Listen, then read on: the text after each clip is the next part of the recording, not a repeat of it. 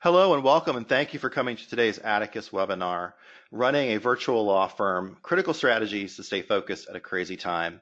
Today's presenter is Steve Riley. My name is Mike Wells. I'll be the moderator in the background helping you when you chat in questions or have any issues at all. Steve, why don't you go ahead and take it away? I know we've got a limited amount of time, but a lot of great information. Thank you, Mike. Thanks, I appreciate it. So welcome, everybody. Good morning or good afternoon, depending where you're at, and welcome to this presentation. And it's really an interesting one for me because over the past 30 to 45 days, we've been helping law firms go virtual.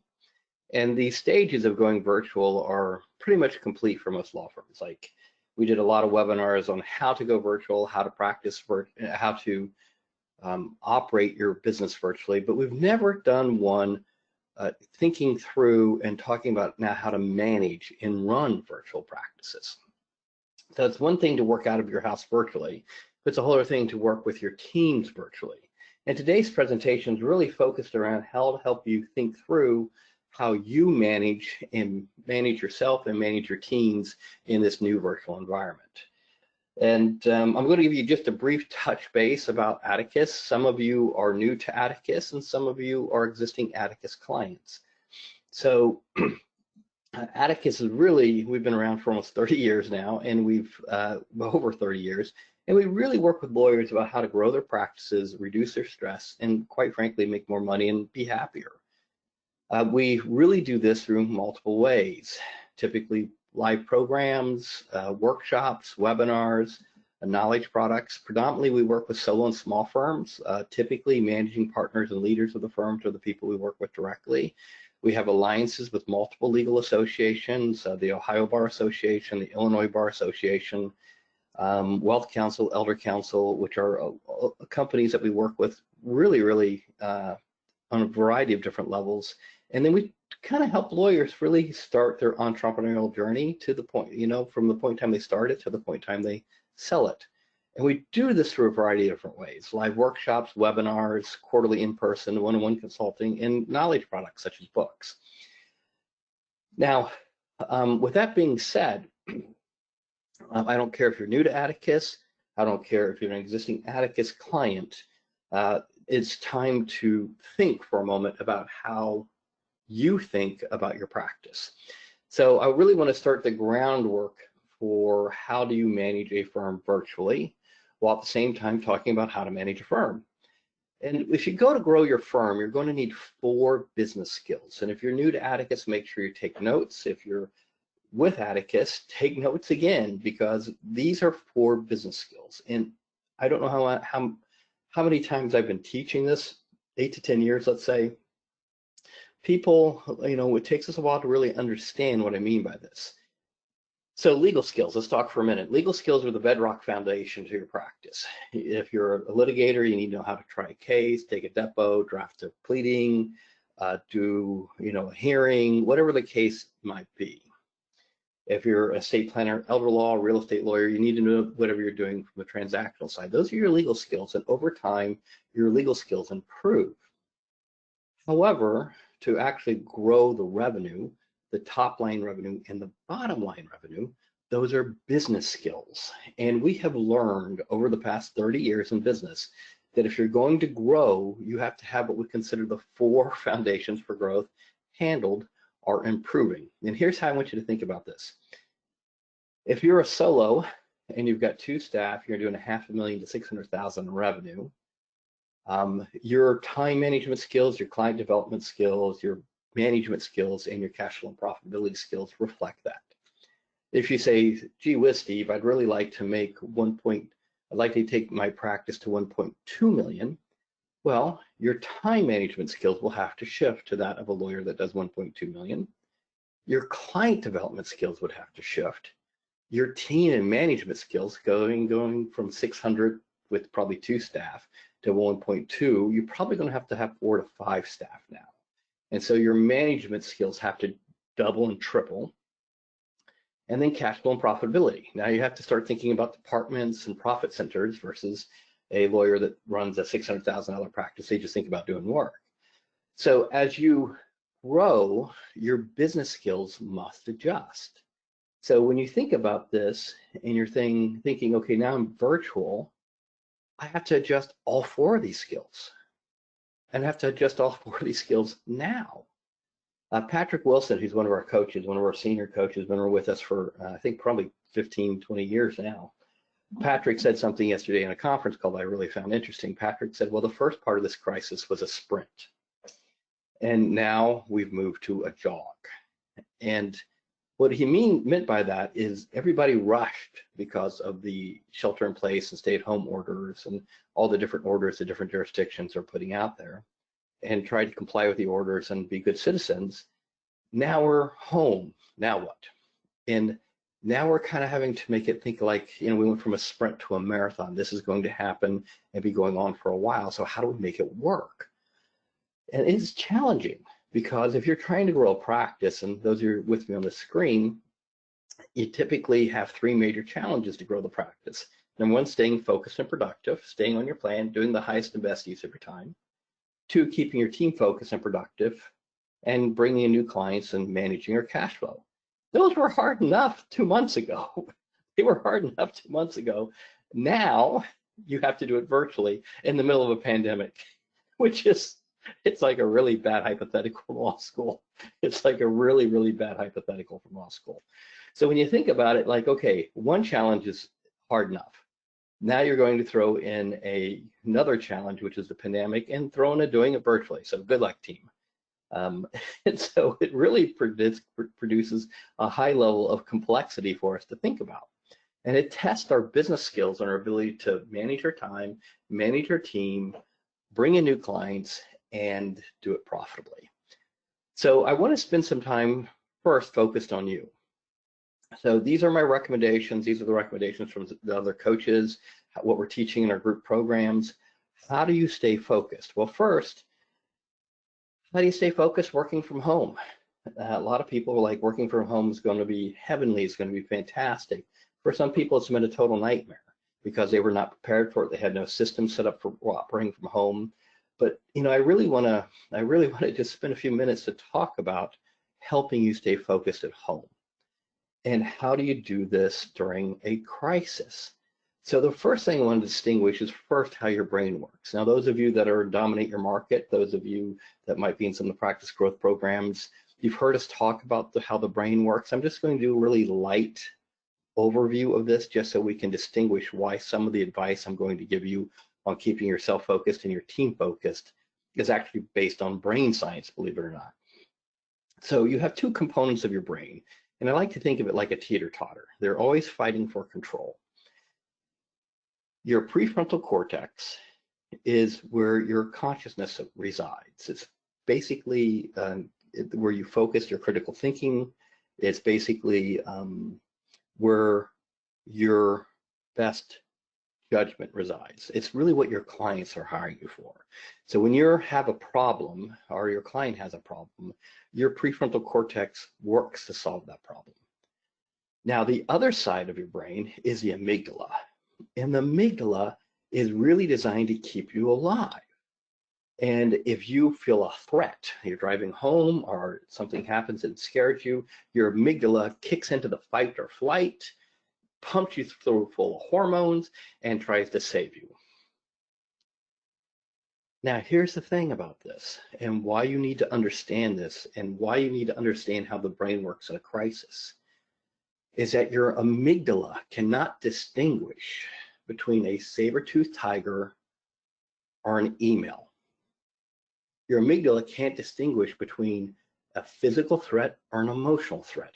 It causes the same anxiety. It causes the same, once it feels the threat, once it feels the anxiety rise, it gets into control and your stress levels get pumped up and you get amped up because your body's trying to deal with whatever the threat might be.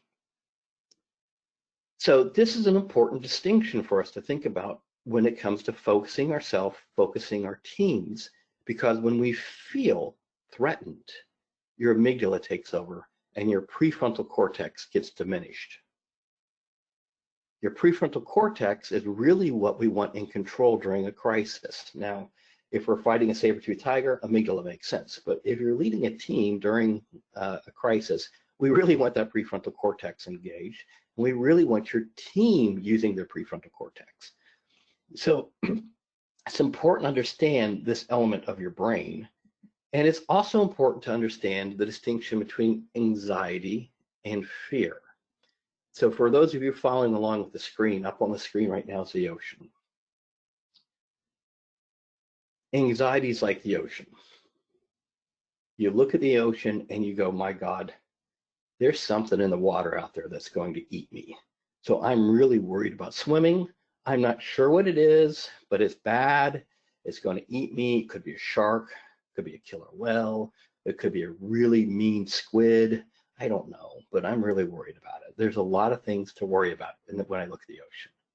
That's anxiety. Anxiety is an undefined, unrefined fear, undefined and unrefined angst. So it's important to understand the difference because the amygdala loves anxiety. It can't fix it. It just bathes in anxiety. It works itself up. However, fear is when you know what it is. So a fear is a known fear. Anxiety is an unknown fear. And that's the major difference between the two. So one of the biggest strategies, if you're following along, I want you to write this down. Name it to tame it.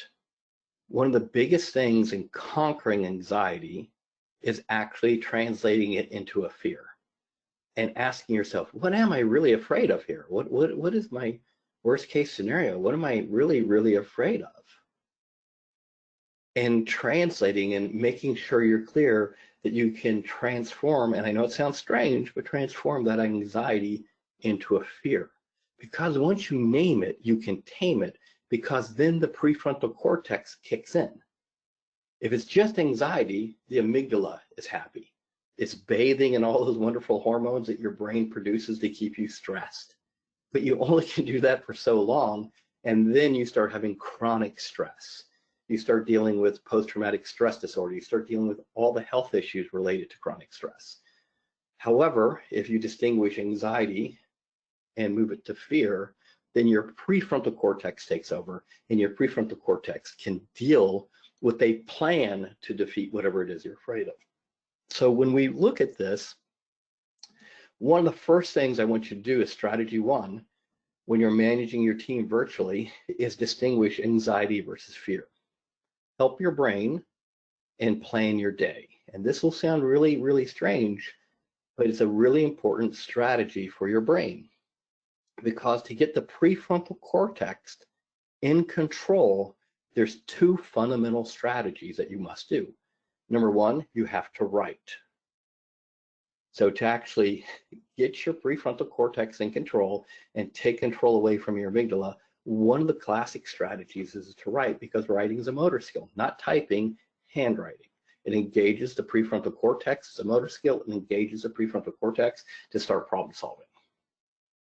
Two is to talk to somebody about it. Once again, a motor skill. So if you're trying to help your brain and you're trying to stay focused, the most important strategy is to plan your day. And we have recommended to all our clients, I'm going to recommend it to all of you on the call, you can download it, is to begin with a simple tool like the Atticus Daily Focuser.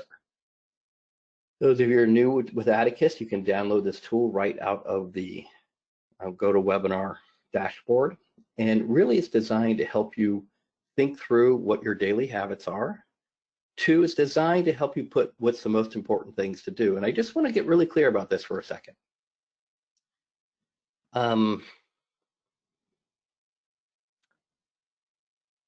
One of the things that drives your brain crazy, your prefrontal cortex can only hold on to about 4 to 7 major problems at a time. And this is one of the reasons that you forget things. This is one of the reasons that you get so stressed because you can't remember stuff. It's because you're trying to hold on to too much. Your brain can only hold on to so many things at a time. It has nothing to do with your age. It has more to do with how much you're trying to put into your brain at one time. So one of the most important things that you can do is actually start to put together a to-do list, but it becomes more like a to-do list inventory, not an actual to-do list. There's a big distinction. Because if your brain can trust that you dump all the things that you're responsible for into one place. In my case, I keep it in Microsoft OneNote. I find it to be a very valuable product. Or if you just put it on a legal pad, I don't care. But just put all of the things that you're responsible for to do, projects, everything, and put it on a to-do inventory, not a list, but an inventory. From there, you have to decide daily, what are the most important things to do? Now that list may change during the day. I mean, your inventory may change during the day, certain things may come up, but really what you're going to have to do is decide what are the most important. Now, Peter Drucker, in his landmark work, The Effective Executive, said to be really good at leading people, to be really good as a manager, really good as a CEO, you have to figure out what are the 3 most important things that you have to do that day. And this is difficult for a lot of people because it requires you to do the things that a lot of us don't want to do, which is to decide what's the most important and prioritize and act accordingly. If you're going to lead your team, the most important thing that we have to do is get you thinking clearly about what's the most important stuff. So you have to figure out what are your big rocks? What are the big things that you're responsible for? What are your top 3? And if you're good with that, then I'll give you a bonus top 3. But this is just an example of a simple daily focuser. But the most important part of this daily focuser is that it is looking through the to-do inventory you have and deciding what are the 3 most important things that you do. The great thing about this is it also provides daily accountability.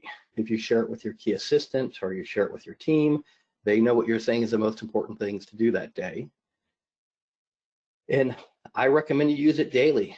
Begin your day with it and finish your day with it. And for me, it's a very, very good tool to do. Strategy 2, once you plan your day, and remember, planning your day is critical, especially during a crisis, because it makes your prefrontal cortex design.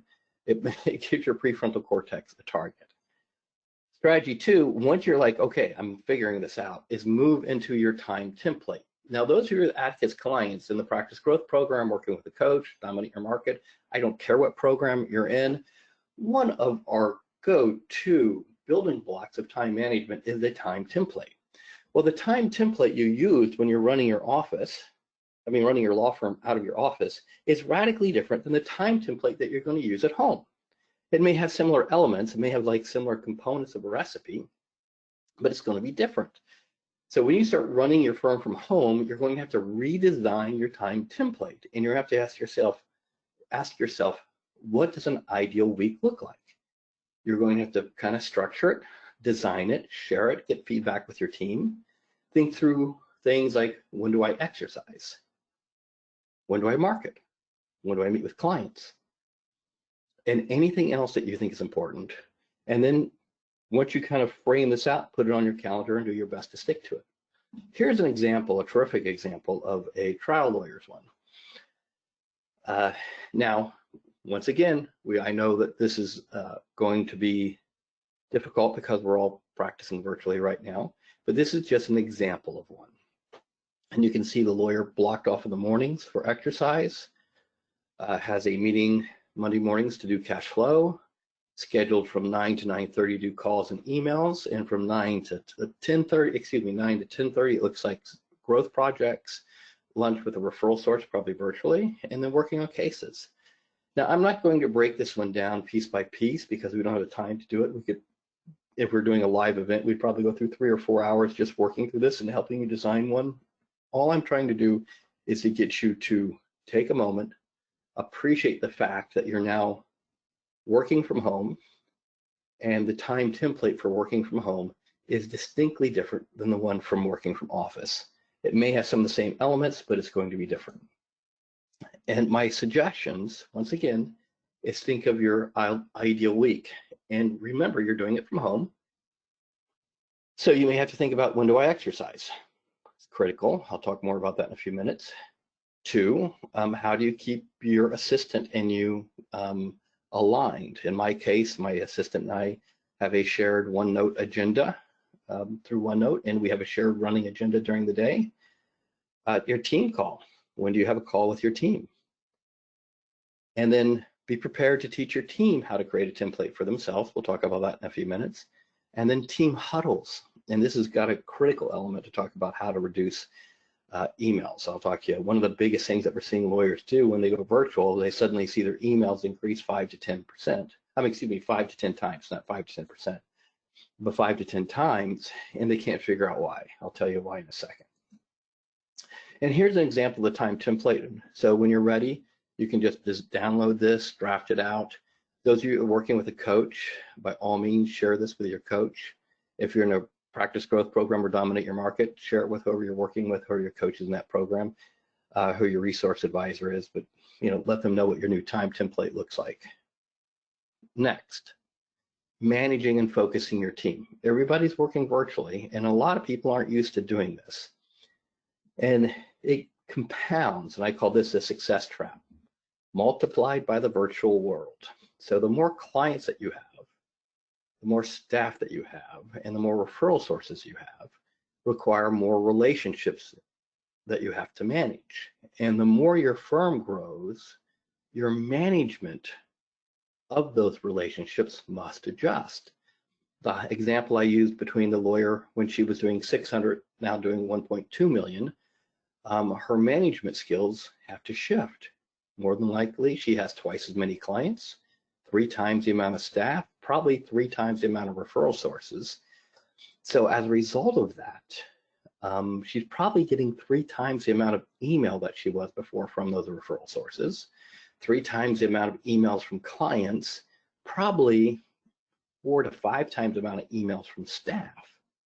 Now, when you're in your office, that's not a big deal sometimes because your staff can do what we call the lurk and blurt. They wait for you to come out of the bathroom and say, hey, I got a question for you. Or you walk to get a cup of coffee and say, hey, have Mrs. Smith called? Can you call her back? Or they just barge into your office and start talking to you. So they have access to you physically, but once you go virtually, they don't have access to you physically anymore. The only way they can communicate to you is via email. And what's happening to a lot of lawyers once they go virtual is they're getting tons of emails. Their email is just going through the roof, and they're not used to working virtually, so they're doing the most logical thing to them, which is sitting down and responding to emails. So as a result, these lawyers, when instead of doing phone calls to referral sources, moving cases along, being good leaders for their team, are spending 3 to 4 to 5 hours a day responding to emails. Oh my God, what an incredible waste of talent and time. And the reason is they don't know any other way. They're not training their team on how to do it differently. They're just drowning in emails. One example that we had is one of the clients in a new program I started leading was getting 150 emails before lunch and spending 9 to noon responding to these emails. And I'm going to teach you some of the things that we taught him and how he got his emails down from 150 emails to 10 emails before lunch. So as you're paying attention to this, I don't care whether you're like, my emails aren't so bad. These are strategies to improve workflow, improve communication, but most importantly, reduce the wear and tear on you as a lawyer. So to do that, I'm going to bring back our old friend, the Daily Focuser, the Atticus Daily Focuser. In taking consideration that your team is scattered, if they've got kids at home, in my case, I have 2 kids at home. One's in college, one's in high school, and they're both trying to finish out their year, virtually. My wife works from home. Got 2 dogs, a dad that lives 3 doors down, and there's a lot happening in my house at any given time. So I would imagine if you threw a 6-year-old, an 8-year-old, and a 12-year-old in my house, 2 dogs, a cat, and a spouse who's working from home, it would be kind of chaotic. So think about what that's doing to their amygdala and their prefrontal cortex. They're probably stressed out all the time, overwhelmed, and just kind of like freaked. So helping them organize their day through something like the Daily Focuser is a simple tool to help them go through all the priorities in their head and pick out what are the top 3. Now, in this case, the most important thing for them to do is to do the Daily Focuser in the morning, send it to you via email, and make sure priorities are aligned. Or you can have what I call a daily huddle and have everybody on the phone for about 15 minutes in the morning. And you can pull up and review all the Daily Focusers virtually, make sure everybody's aligned on what the priorities, and knock it out of the park for the next couple of hours. My recommendation, some of the coaches are different. is that for me, if I was doing a virtual meeting for 15 minutes at 9:15, or 8:15, or the case may be for my team, after lunch, I would do probably 1:30, a 15-minute check-in, because my experience is a lot can happen between 9 and 1 when somebody's working virtually. They can get distracted, something else is going down, email comes in that distracts them. So around 1:30, I recommend having another huddle for 15 minutes to get people reprioritized on the day, and then a completion call at 4:30. And allow your team to kind of think through at the end of 4:30, what are the priorities for the next day, so they're not working all night or worried about working on it all night. So for me, I'm going to strongly recommend that you teach them the Atticus Daily Focuser and the time template. So the tricks here is, remember, you're the big rock to them. So they have to pivot first around your time template. So you must design your time template before teaching them their time template. So you need to know when you want to have their daily focusers to review. You need to know when you want to put on the huddles during the day. You want to know when you're going to have your team meeting.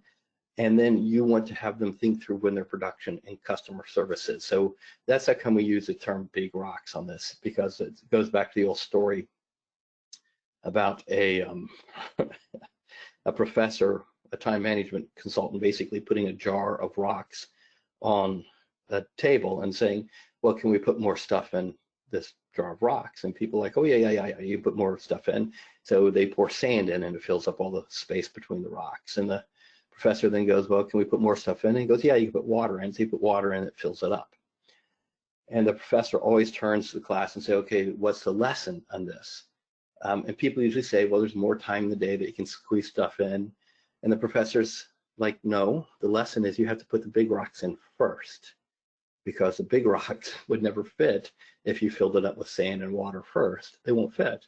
So this is where the joke, the big rocks, come from. So one of the things that you have to think through as a leader and manager of your team is you're the big rock to your team.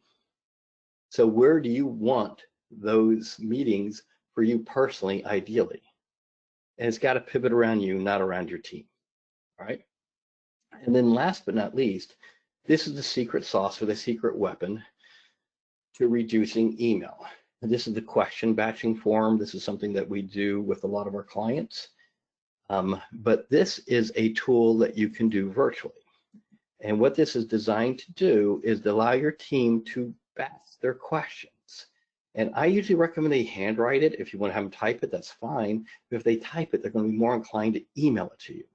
And I don't want them emailing you anything. I want them to write out their questions, get their brain together, and then have that 15-minute huddle, or maybe a preset time, depending on the complexity of the question, to talk to you. Otherwise, they're just going to resort to email. And most of the time when your staff emails you, they won't have all the facts, you won't have the context, you'll get annoyed, you'll respond poorly, and it'll just be a mess.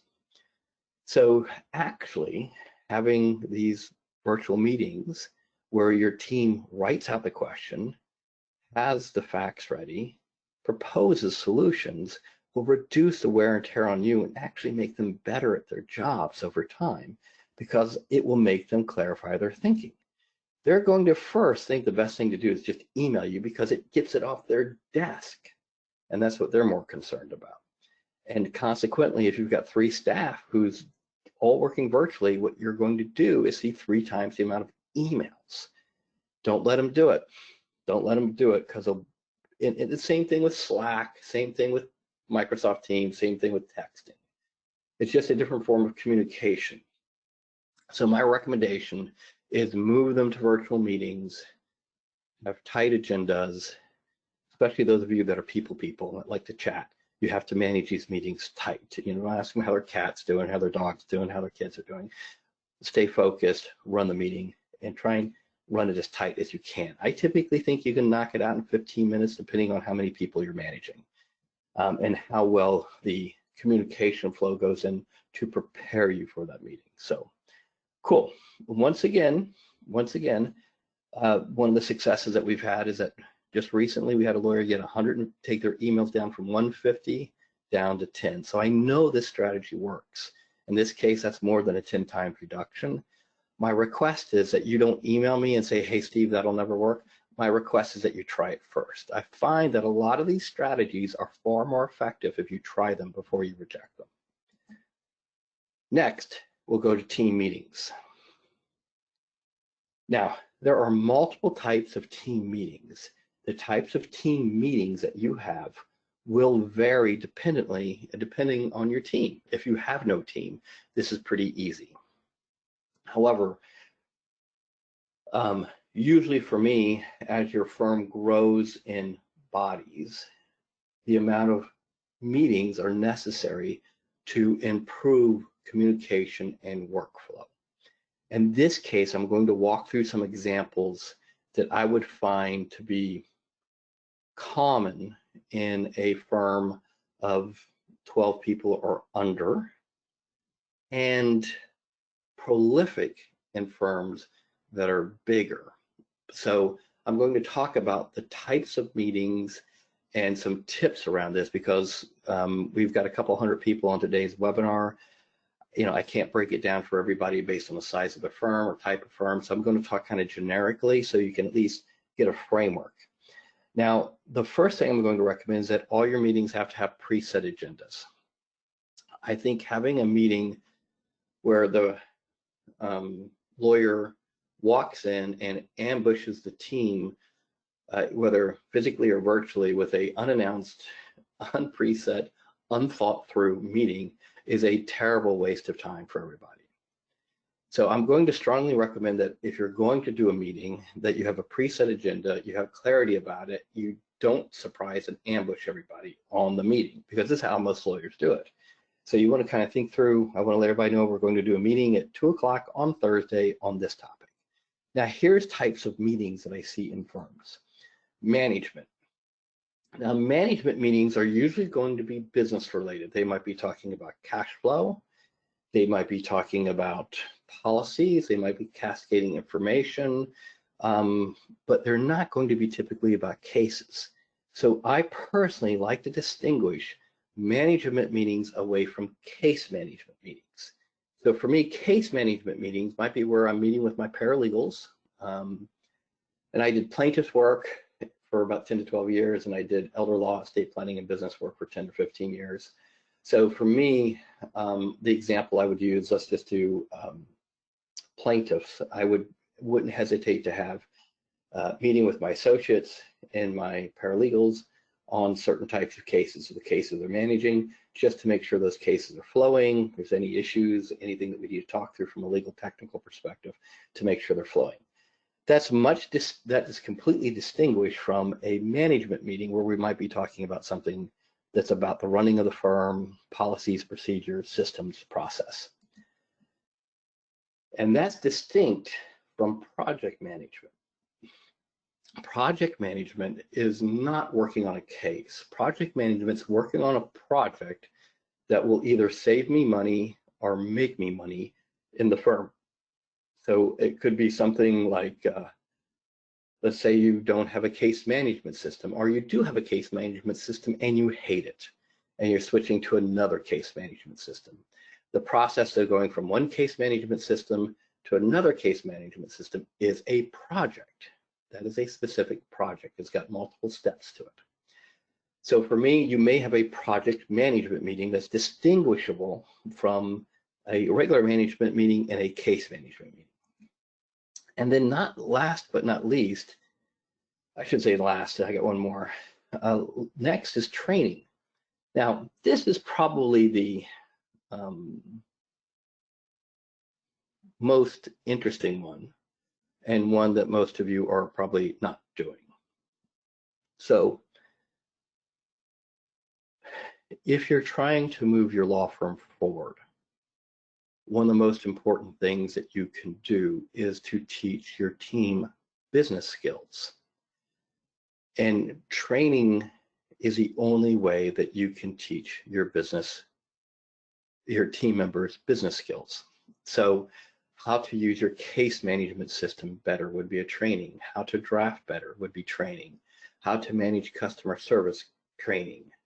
how to manage customer complaints training, how to ask clients for referrals training, all those different training elements. So if you're actually looking to get your firm moving forward from where it's at today, the secret weapon for you is actually training meetings. Now, what you do during the training meetings, how you teach training, how you train your team is always going to be dependent on the type of firm, what type of work you do, the size of your firm, whether you can afford someone who just does training. If you got enough employees, you can teach someone how to do this. There's a lot of different ways that you can implement training. Most lawyers don't think about this consciously. We're kind of like blind to it. And it took me probably, good Lord, I don't know, maybe 5 to 10 years before I realized what I needed to do is consciously think through my training process because I didn't have one. So if you're looking at this going, my God, that's crazy. That's a crazy idea. That's really where you need to be. Or if you're thinking, Riley might have an idea here. This is a good idea. I think we need to figure out how do we have training meetings. That's a good place to be because that's where most of the growth of your revenue, net profitability, and time off lives. It's where you train your team. And we could do half a day program just on training teams, process of training teams, thinking through process of training teams. But it is just so valuable. It's probably one of the most critical and yet ignored team meetings. And then last but not least is the 15-minute huddle. Now, I'm going to give you an agenda in a moment of what I would consider a weekly team meeting. So as we walk through this, these are just types of team meetings. I prepared for you an example of a team meeting. This is based off of one that I used to do in my practice. It's pretty straightforward. We would begin the meeting with a professional one, not a personal one, but a professional one. It's typically going to be where they feel like they've made success on a case or they've handled a client issue or something they're very proud about. And so we would usually start the meeting there to increase everybody's confidence and excitement.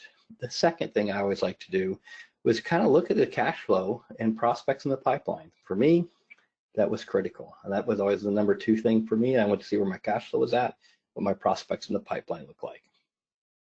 3, we would, as a team, kind of look at the calendar for 30 days out to 90 days out to discuss what's going on, what's happening, review what's happening, to see if there's anything that we need to massage, work through, anticipate, plan for. And I still do this to this day with my assistant. And then the other thing I used to do for my department heads is I review the top 10 cases, or the 10 most important cases, and what's the status of them. And then sometimes we would say, what are you looking forward to this week? And this is professionally. Everybody can usually anchor in on something they love to do personally. But professionally, what's something that you're excited about doing this week in the practice? So for example, for me, doing this webinar, I was excited about doing this webinar today. And then have them score the effectiveness of the meeting on a scale of 1 to 10, 10 being a fantastic meeting, 1 being awful. What would you score the meeting? And then have them say why. Or the flip side of that is, what's a takeaway? What's something they learned at the meeting today that they found useful, which is always interesting to me because I always found people found different things useful that I thought were obvious or I didn't realize. And so I had team members say, well, that was really useful for me to learn this thing, or I didn't know that, or I didn't know this. So it kept me having to look at things from their eyes because they would share from their eyes what they saw. And I was blind to it. I couldn't see certain things. So it was always educating me on stuff. Now, this is up to you. You can set a meeting for you, whatever way it works. But in this case, you have to do this virtually. You've got to do it virtually. So you can use Zoom, you can use Slack, you can use GoToMeeting, you can use whatever it is that you think works. Microsoft Teams, it doesn't matter. Or Join Me, I don't care. You have to find whatever works for you. None of them are particularly religious institutions for me. You have to find things that are workable for you and put together your agenda and try and keep it tight. This was typically about 45 minutes to an hour meeting. When I was running a team of 30 something, it got up to about 90 minutes, and 90 minutes was too long. 90 minutes was way too long. So about 45 minutes to an hour, which requires you to be prepared prior to the meeting. Long meetings are directly attributed to the fact that the person that's leading the meeting and running the meeting is unprepared and they did not think through their plan for the meeting. It always reminds me of the Winston Churchill quote. He wrote a long letter to someone and said, I apologize for such a long letter, but I didn't have enough time to make it shorter. Basically meaning that he didn't have enough time to think it through to make it more concise and powerful. That's one of the things about a meeting. You have to take the time, catch your breath, think about what's important, why is it important, why is this the most important thing we're going to talk about today, focus on and think about.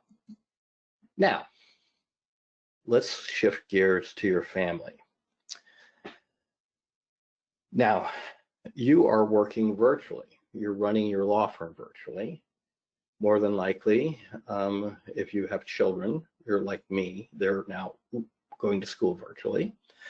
And if you're fortunate enough to be in a relationship with somebody you love, they're probably working virtually, or maybe they're not, whatever the case may be. But I'm going to make a recommendation to you. It's going to sound kind of crazy. I made this recommendation for 10 to 15 years, and people always look at me like I've grown two horns when I make the recommendation. But I'm going to recommend that you have a family meeting. And right now, having a family meeting to improve the effectiveness of family communication is critical. At least at my family, one of the things we wrestle with is bandwidth. So one of the things I had to deal with before doing this webinar was, number one, not broadcasting it visually because I didn't have enough bandwidth. And then I had to negotiate with my son and my daughter's in class, so she's on Zoom right now. And my son is not in class right now, so he doesn't need internet access, nor did my wife. So we had to preset a meeting, discuss it, who was going to have access to the interwebs and why, and prioritize it. So for me, I've actually have a family meeting agenda. And everybody has a time template. The kids have a time template. My wife has a time template, and we make sure they sync. And one of the big goals for me with everybody carrying heavy workloads is to make sure that we have family dinner. And so for me, it's one of the big things for me is to work out. For my daughter, we can't do it 2 nights a week, but for the rest, for my son and myself and my wife, we can do it pretty more consistently, but because of her class schedule, 2 nights a week she's out. So our goal is just 3 nights a week. If we can have dinner as a family 3 nights a week, that would be fantastic. So that's on everybody's time template. We had to look at everybody's calendars, sync up the time templates, and preset family dinners. During our meetings, we talk about focus. We talk about things that we're happy about and things that we consider wins. Then we discuss any family goals or projects, which we always have. We look ahead of the week for any conflicts, any school issues that we need to talk about. In our case, my domestic assistant is not here. We have a domestic assistant and a housekeeper who basically works for us about 20, 25 hours a week. Because of the shelter in place or stay-at-home orders, she's not here. And so I'm actually, we as a family are having to do some domestic stuff that normally we are very spoiled and we don't do. And it also involves, things outside that we normally don't do, but we're really, talking through how do we handle this, who does this, who does that, who does out, who does the dishes, who does this, and it's working out just fine.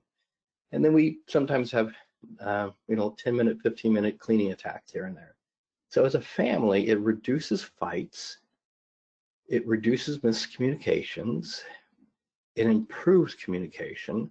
And while it looks silly to somebody on the outside that we have preset family meetings, I'm going to recommend that you try it for maybe 2 a week, do them light, 30, 45 minutes, not too heavy of agenda, just to get you started. And you're going to be surprised in about 30 days how much it's reduced your stress, how much it's improved communication among your family, and how much happier everybody is, in particular you.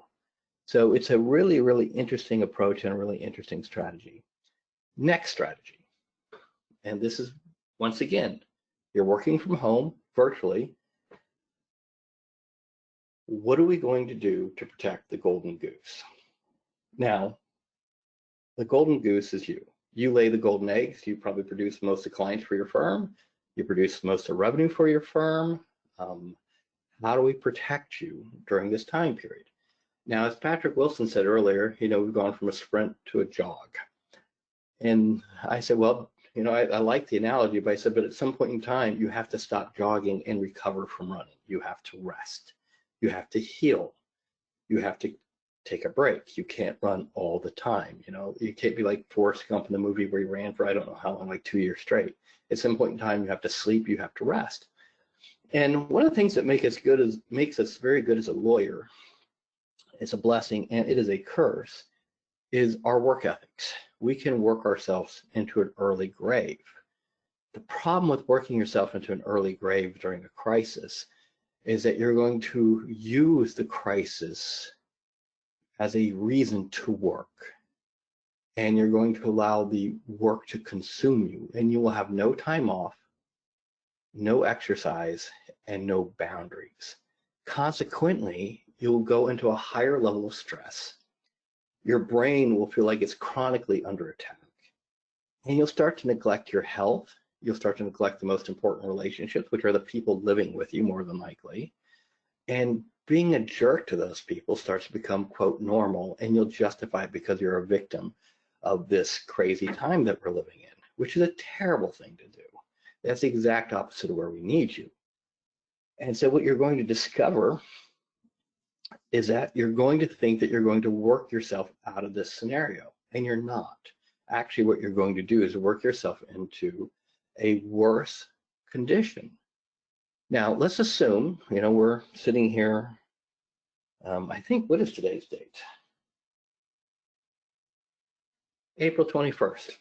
So I've been telling all our clients, survive to thrive. I've been telling everybody July 4th is our goal. Just work towards July 4th as being the end game or the end zone for this crisis during this time period. And for the past month, people went from, this is crazy, to working from home, starting to normalize. But here's the issue. If you're going to work like crazy from April through June and July, you're going to really hurt yourself. And then when things start to open back up and work starts to explode, you need to hire more people, and work starts coming in the door, you're actually worn out and exhausted. And I've seen this happen during the real estate crisis, the credit crisis, 9/11, and I've seen people work through crises, and when we needed them to perform their best, they couldn't because, like Forrest Gump, they kept running, and they never took time off to recover and protect themselves.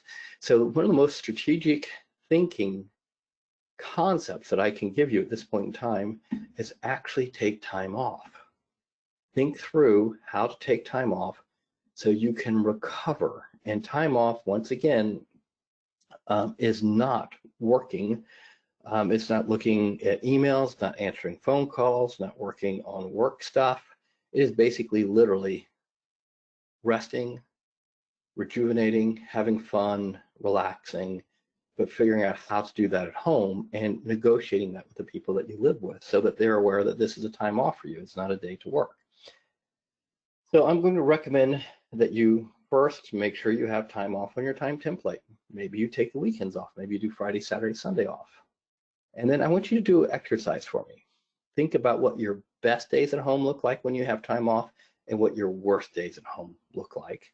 And then rank them and say, well, if it's a gold medal day, being a fantastic day off, what would it look like? A silver day, what would that look like? And what would a bronze day look like? And I've given you examples of mine. This is mine, okay? So a gold day for me is waking up, exercising by myself, having coffee with my wife and my dogs, playing the Xbox with the kids. My daughter's a great gamer. My son's a lot of fun to play with. And then having dinner as a family, right? Silver is exercising with my wife. So yep, that's a big distinction. Exercising by myself is a gold day. Silver means I exercise with my wife. Why? Well, my wife is a amateur competitive bodybuilder, and she smokes me when it comes to exercising. So if it's a leg day with her, it's horrible. I can't handle her warm up, let alone a full workout. Cardio, forget it. She leaves me in the dust. So for me, my fragile male ego can't handle competing with my wife, and I just slow her down. So I find out it's better for me to exercise separately from my wife. Reading a novel, cooking as a family, and having a family movie. That's a good day, but not the best. A bronze day is exercising with the family. It's hysterical to watch the four of us exercise together. It's just, we should bring in not a fitness coach or a fitness trainer or a personal trainer, but a family therapist because it's just funny to watch. Watching family movies all day, I have the attention span of a gnat. I can barely sit there and watch a movie. If it's a movie I've seen before, I have a good memory, so I can basically remember lines from movies, and I have a good visual memory. If I see something, I remember it. This is typically what my wife really has. Like, she loves that, but that's my least favorite. Why am I talking about those? Because if I'm trying to get the most impact for my day off, I've got to negotiate with my wife and say, I know it sounds crazy, honey, but Saturday I'm going to get up, exercise by myself, have coffee with you and the dogs, play Xbox with the kids. I like to have family dinner, and I'm not working. I need a chance to recover, rejuvenate, and start rebuilding my batteries, rebuilding my reserves. Now, for me, a bad day off includes errands, work around the house, chores. Those are work days for me. And so for my father-in-law, for my dad, for one of my best friends, he loves working in the yard. They love redoing house projects. Me, it's miserable. I hate it. So you have to kind of figure out what works for you and negotiate this and protect it and declare it. If you live by yourself, it should be pretty easy to design a great day off, but you have to declare it and protect yourself. Now, once again, we work with lawyers, and I have never seen more slippery, weaselly arguments than what does a time off day look like. So let me just be really clear with you, because I don't want to hear it from you. That means no email, no client email. That means not checking email. That means not looking at an email that comes in. That means for a 24-hour period, you don't look at email. 2, means no phone calls, not even for a client, not even for a friend, not even for a referral source, no phone calls. 3, no work. If it looks like law work, it is law work. Don't do it. No exceptions. Just forget it. This includes reading a law book, a business book, listening to a podcast, responding to a listserv, drafting, doing a blog, briefs, brochures, teaching. Anything related to work is work. That is not a day off. I've seen, oh my God, the gyrations that lawyers go through to justify working on what should be a day off is extraordinary. You can hear it in my voice. I'm just exhausted listening for the past 10 years of lawyers figure out some way of taking a great day off and ruining it. Why do I say no exceptions? Because you're trying to rejuvenate your brain. Your brain's like any other body part. It needs recovery time. And if you're under chronic stress for a 30, 60, 90-day period, it needs help. And you continue to work will only cause it more stress and more abuse. So it needs a break. And here's what happens when you give it a break. Your creativity jumps, you think clearer, you solve problems faster, you're a nicer human being, you're happier, people like to be around you. So ironically, the strategic competitive advantage that a lot of lawyers will have coming out of this crisis period is they took time off.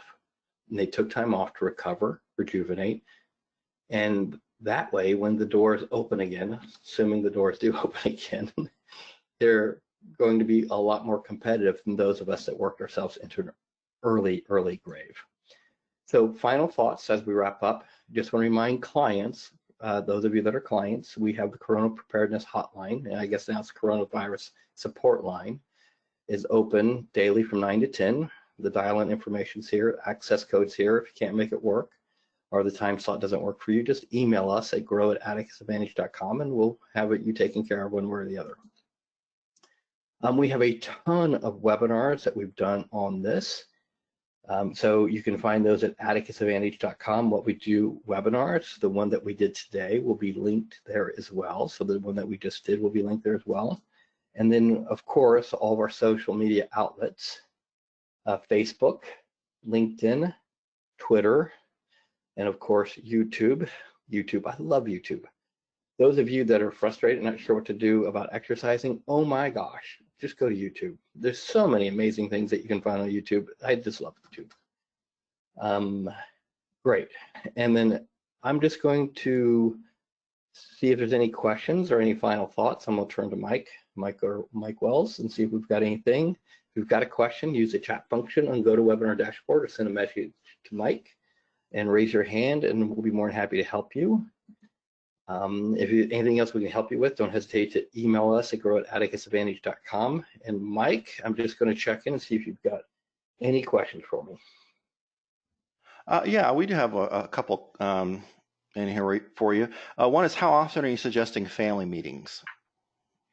That's a great question. I'm going to recommend, for me, I found Sunday and Thursday to be really good. It really depends on your family. It really depends on what you're dealing with, how the age of the kids. Sunday and Thursday seem to work for us really well now. When the kids were younger, Sunday was more than enough, but Thursday seems to be a pivot point to set up the weekend, make sure things are flowing. So you got to kind of figure out what works for you. And it really depends on the age of the kids and your spouse and what you're dealing with as far as complexity, but at least once a week. Right now, for me, twice a week is fantastic. One question that I've seen come in a couple times. Yes, the PowerPoint slides will be available. We generally put those on the video replay page, which should be up by tomorrow afternoon, where you can watch this video, share it with others, and download the handouts and the slides. Steve, a person here has asked, is it okay to do a half day off to start, or just start with a full day? Full day. Full day is critical. So half a day doesn't work. I have experimented with half a days. It's got the same emotional, intellectual impact on your brain as a full day. So if you're doing a half a day, you might as well do a full day. However, a full day off has a greater impact on your brain. So related to that, how many should they take off? Yeah, it's a great question, Mike. So here's my response to a half a day off. It's like being half pregnant. You either are taking time off or you're not. And my recommendation is really going to be a ratio for you. If you can compress the work that you need to do in 3 to 4 days, and take 3 days off.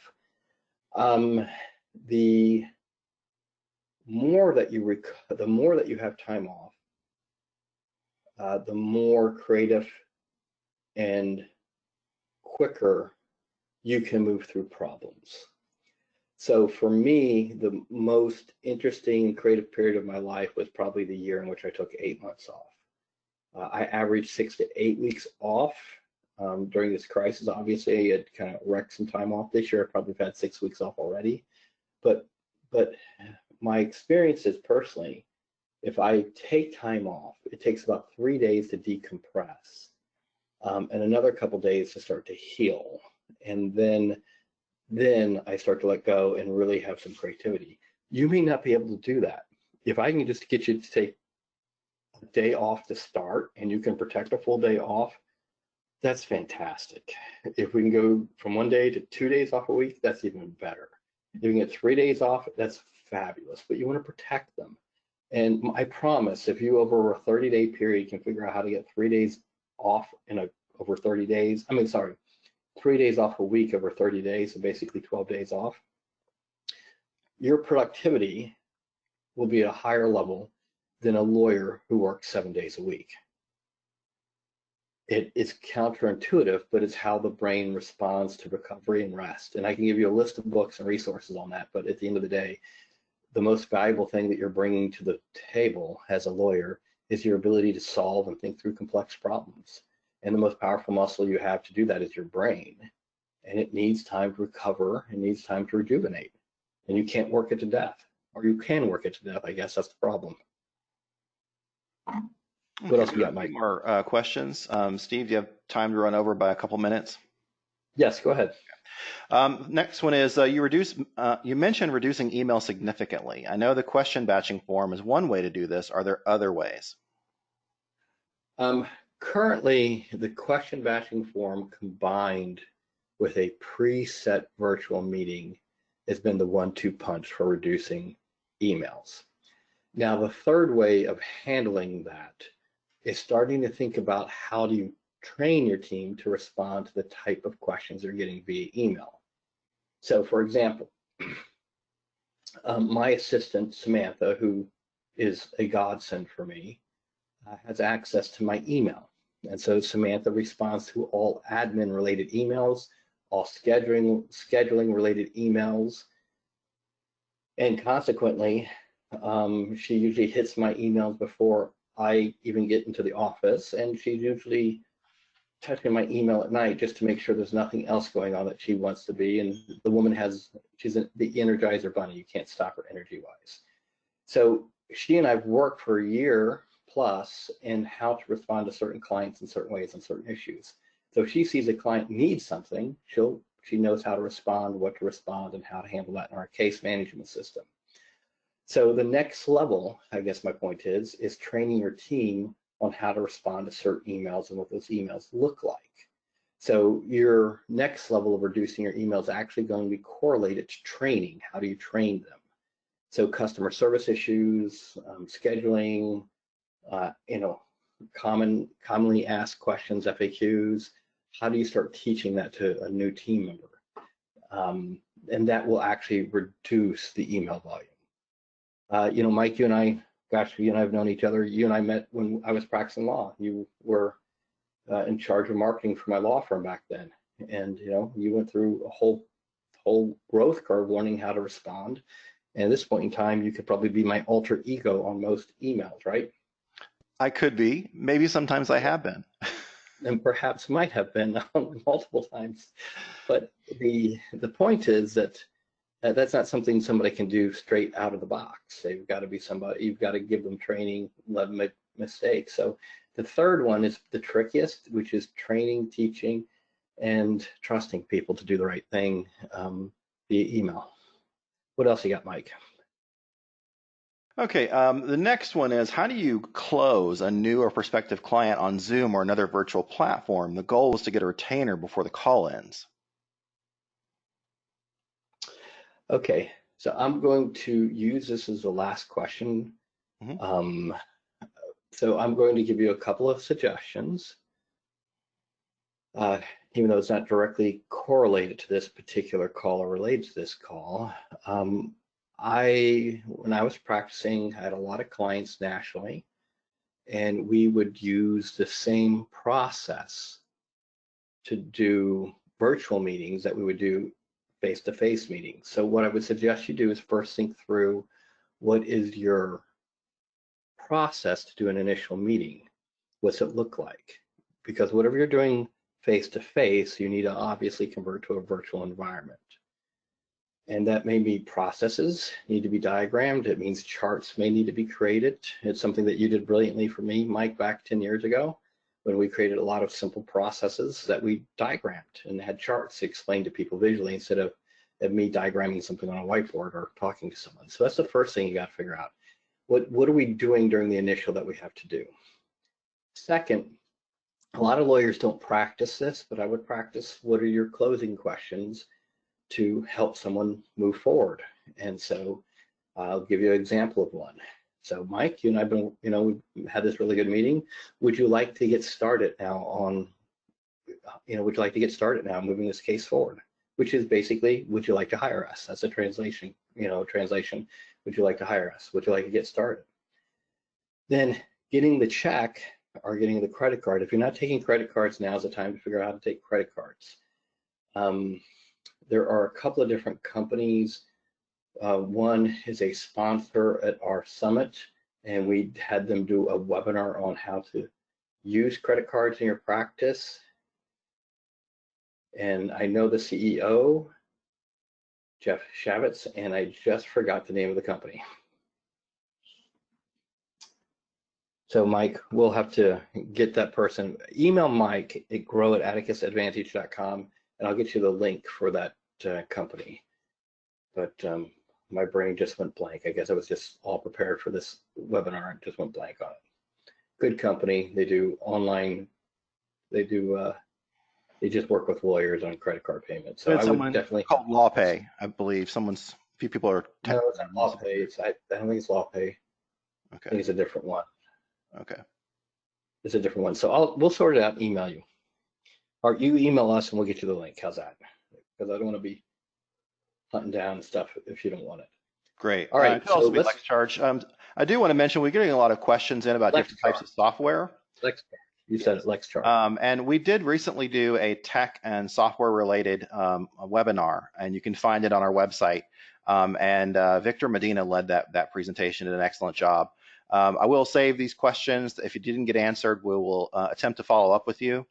Thank you for your time today. Thank you, Steve, and everyone.